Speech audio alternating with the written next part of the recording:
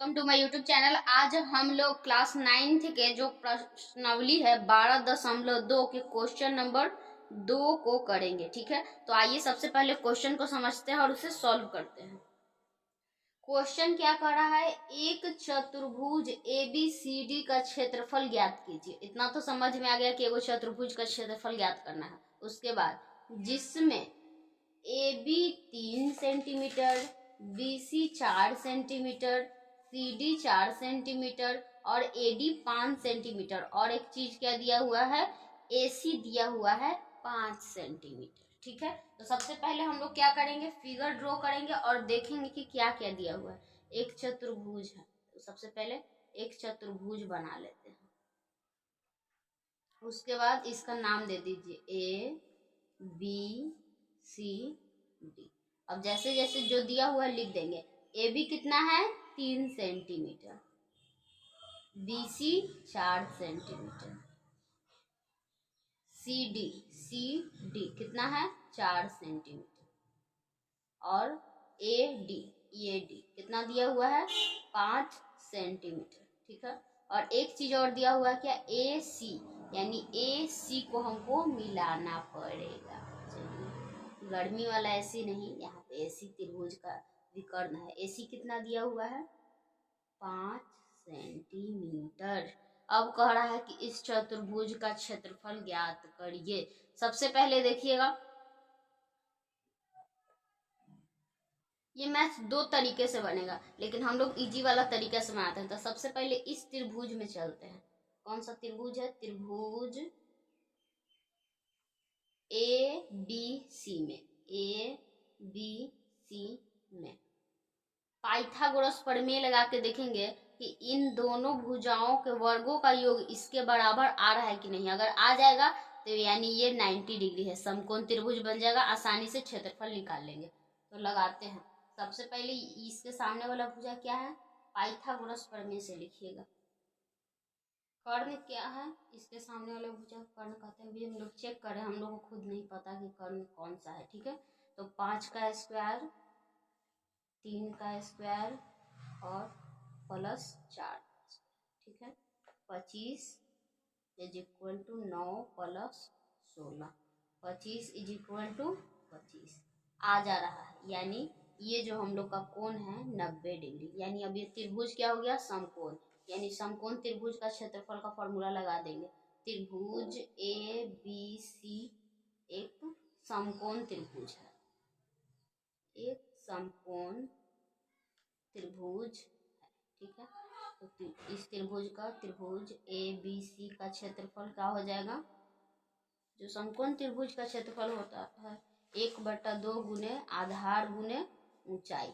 तो लिखेंगे 1/2 आधार 3 मीटर और ऊंचाई 4 सेंटीमीटर, सॉरी सेंटीमीटर है यहाँ पर, तो 4 सेंटीमीटर। ठीक है, 2 से कट गया 2 बार में, 3 दूने 6, यानी 6 सेंटीमीटर स्क्वायर आ गया क्या, इस वाले त्रिभुज का क्षेत्रफल। इस त्रिभुज का क्षेत्रफल आ गया। अब इस त्रिभुज का क्षेत्रफल निकालेंगे तो ये दोनों का योग तो इसके बराबर नहीं आएगा, क्योंकि ऑलरेडी ये 5 खुद ही इसके बराबर आ जा रहा है, तो नहीं आएगा। ठीक है, ये दोनों भुजा इस भुजा से छोटा रहता ना, तब हम लोग ट्राई करते हैं। तो इसका लगाते हैं हीरोन का सूत्र। त्रिभुज ACD का क्षेत्रफल, त्रिभुज ACD का क्षेत्रफल है।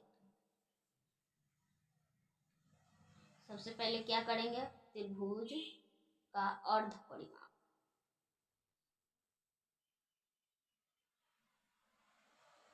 यानी S क्या हो जाएगा, A plus B plus C बटा 2। A का मान कितना दिया हुआ है, 5 प्लस 5 प्लस 4 बटा 2। 5 5 10, 10 और 4 14, 14 बटा 2, यानी कट के 7 आ गया, 7 सेंटीमीटर। अब हीरोन के सूत्र से, हीरोन के सूत्र से त्रिभुज का क्षेत्रफल, त्रिभुज का क्षेत्रफल क्या होगा, तो त्रिभुज का क्षेत्रफल का फॉर्मूला क्या होता है, √S into S minus A into S minus B into S minus C।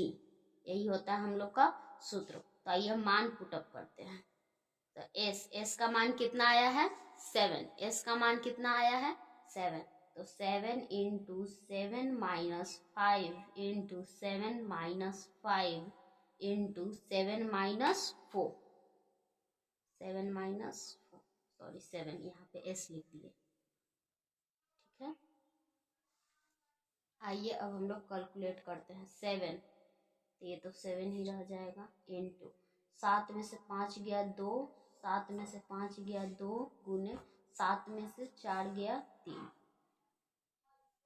ये दोनों जोड़ा में है निकल जाएगा, इसको नहीं तोड़ सकते हैं, इसको भी नहीं, तो ये दोनों रूट में ही रहेगा, यानी 2 दूनी 4 रूट 21 सेंटीमीटर स्क्वायर, ये त्रिभुज का क्षेत्रफल आ गया। अब चतुर्भुज का हमको क्षेत्रफल पूछा है ना, तो चलिए निकालते हैं चतुर्भुज का क्षेत्रफल।